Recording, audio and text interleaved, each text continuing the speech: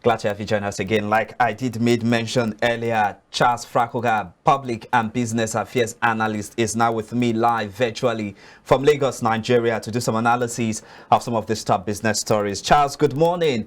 It's a pleasure having you join me again on the show today. Thank you very much, Blessed, for having me on your show. All right, now before we wish ourselves a wonderful weekend, let's get talking now. This particular story is coming from the presidency, and they are saying that the president, Bola Ahmed Tinubu, has directed the Federal Ministry of Communication, Innovation and Digital Economy, the Federal Inland Revenue Service, FIRS, and also the Federal Ministry of Environment to put in place regulations and tax frameworks that will facilitate investment expansion in the telecom and broadband infrastructure sector nationwide. And they are coming up to say that this particular directive, if implemented, will bring about an ease of doing business in the country. But when I saw this question, please permit me, I need to play the devil's advocate here. Why do the president have to make this statement before these ministries and then MDAs of the government should realize that they need to put all of these things in place to ensure that businesses that are operating in the country or businesses intending to come into the country do not have issues when it comes to processing their permit or getting every other regulations in operating in the country. How do you react to this?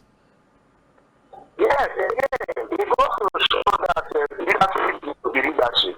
The leader is the president is the commander-in-chief. The president is the leader. So from time to time, even if those ministries, MDAs, they are aware of what they are supposed to do, you require a leader who is in touch and is on ground to remind them that, yes, these are what we are supposed to do.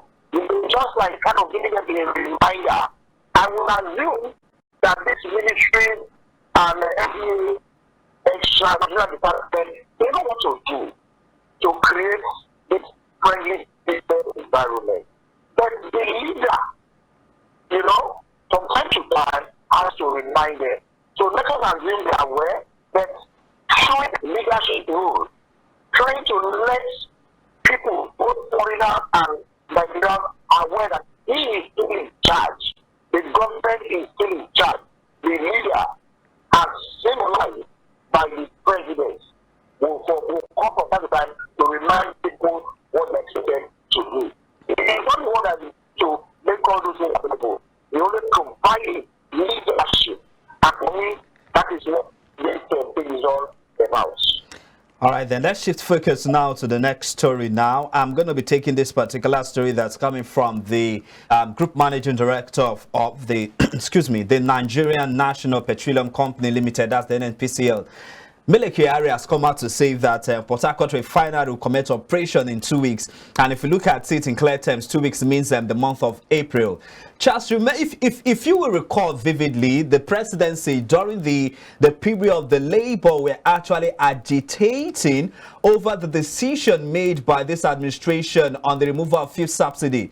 The presidency came out and said that the Port Harcourt Refinery will be ready by December last year. The ministers of State for Petroleum Resources, both gas and oil and gas sector, also came out and gave us the assurance that the Port Harcourt Refinery will come up in full stream by December last year. Unfortunately, it's almost 3 months now, and then we are hearing another new date. Do you believe and have faith that this administration will get Port Harcourt Refinery working by April, going by what the NNPCL GCEO has stated?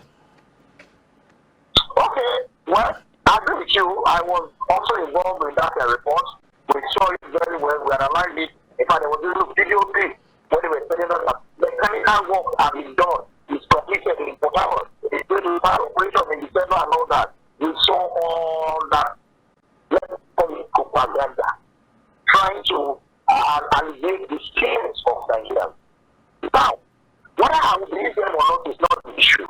But if you look at this report, they are saying the Port Harcourt Refinery has 450 barrels of crude already stored.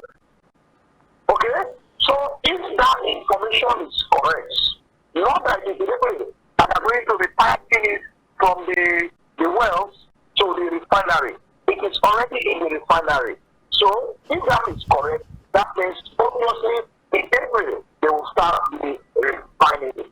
Because the raw crude is already available. So now it is probably maybe little structure in terms of the refining process that will commence. So I will agree with NNPCL for the last time, and let's see by April whether actually refining will actually commence. Because now we're not talking of mechanical works now. Mechanical works are completed. The crude is already now in the store and the refinery, so it's now left for the refining to take place. Yes, as a chemist, I will understand that you need to do some little touches here and there for you to begin to refine, because it is a very highly technical scientific process of distillation and fractional distillation. So they have to do everything in terms of the separation process, because crude is coming into separated in different varieties, kerosene, AGU, and all that. So I will believe them that production, refining can begin in April, as long as the crude is already in the refinery. According to information made available to us, Charles, the Port Harcourt refinery will not be refining crude as diesel, and you know that diesel is very, very, very important, very critical, very pivotal to driving and transportation in the country and also businesses. Now, with the coming up of Port Harcourt refinery by April, going by what the NNPC GCU has said, what impact do you think that will have on the general economy as a whole? Yes. So it starts. Yes, the refinery will be refining PMS. I mean, sorry, not refining diesel. Yes. And we know the role diesel play in our economic development, and we've seen how the price has gone up, so much. And it's even affecting a lot of small businesses that depend on diesel to run their generators and all that. But I will say part of somewhere. The other products that we can refine, let us refine those products and see how it gets to the market, probably increase the supply of those ones, and maybe the price of those ones will come down, and maybe in future they cannot begin to look at whether the Port Harcourt refinery cannot begin to refine. So maybe that price also come down. So for me, for now, let's concentrate on the ones they have told us that they can start, and let's see how that will influence the supply of that product and probably reducing the price. Let's look at the situation where we have the three currently moribund refineries working. The Warri Refinery, Port Harcourt Refinery, and the Kaduna Refinery. If we have the three refineries working, what do you think what do you think the ripple effect will be on the Nigerian economy as a whole? Well, as long as we have enough crude and feedstock to feed this refinery, and they are working optimally, obviously I see a reduction in the price of this product, because once the supply side is taken care of. However, the issue right now is if we don't have enough crude to feed this refinery, where rather than staying in the private refinery where they are now trying to go outside Nigeria to get this crude. If we are sourcing all our crude locally here, and seeing in the refinery, I see a reduction in the price of this petroleum product, because there will be no ship bringing crude to the country, because the outsource from our oil wealth here, then is going to be, there's going to be the supply of this refined product, and obviously the prices will come down. I'd like to get your thoughts on this as we wrap up on this particular story now. OPEC rather has released its monthly report on the performance of Nigeria, its members in terms of their oil and gas output. And Nigeria actually recorded a decline of 7% in the month of February now. What's your reaction to this? And then again, I want to ask this question: what are we really doing about taking advantage of our oil and gas production in terms of bringing in more of the effects to bring about the stability in the foreign exchange markets? Okay, thank you. Let me start with the first question. All right. Our open quota. Yes. That has always been a problem. It has always been a problem. We are not able to meet our open quota, and that is a very big problem. Now, they have said oil tax is a major problem. And we have put in a lot of security to ensure that this is reduced to the direct minimum. So you can see the OPEC that came out in February, that is a drop in our production. We still see that there is some content going on. However, we are also not looking at the issue of some of our equipment. I have had the opportunity of talking some oil and gas experts, especially petrochemical engineers. They have told me that oil trade is just one aspect of way more meeting our production.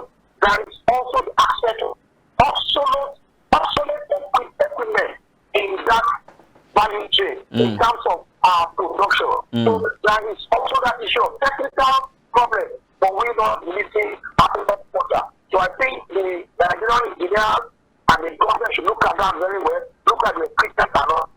Now, what's the second question in terms of getting the necessary forex to use our forex issue? Again, it is when you sell more to get it in one money. For me, the price of crude per barrel is fine, it's okay, but we are not meeting the volume we are getting to meet. And when we don't meet the volume, then we will not get the necessary forex we are supposed to get. So it is for the people in that sector to realize that oil and gas has a major role to play in trying to stabilize our forex position today. Again, you will not blame them because they will tell you we have been engaged in so many other international obligations. Of course, we told that some barrels and we will have some forward transactions. And you need to meet your forward transaction before you can think of settling the spot transaction. So we have to look at it in the balance and see that, yes, but I believe we have enough oil and gas reserve that we can tap into, exploit, use the latest technology to increase our current production at the same time meet any obligation we have signed into. So we have to understand that and see how to improve the use of advanced technology to increase our production. That's good. All right, now let's wrap up with this final story now. I know you are an advocate of ethical corporate governance structure, most especially in financial institution, and I like to also get your reaction to this particular story about Access Holdings PLC announcing the return of Aigboje Aikemokwede to be its non-executive chairman, replacing Jimoh Ibrahim, who was the erstwhile chairman of the board for a short period of time, also leading to the passing of the group chief executive officer Herbert Wigwe. What's your reaction to this, and how do you think this will have, what significant impact do you think this will have on Access Bank as a whole and the financial sector? Well, I would not tell you one word. It's going to have a positive impact on the group as a whole, not only the bank, because if you look at it very well, how Tinubu is an experienced in this industry, the financial service industry.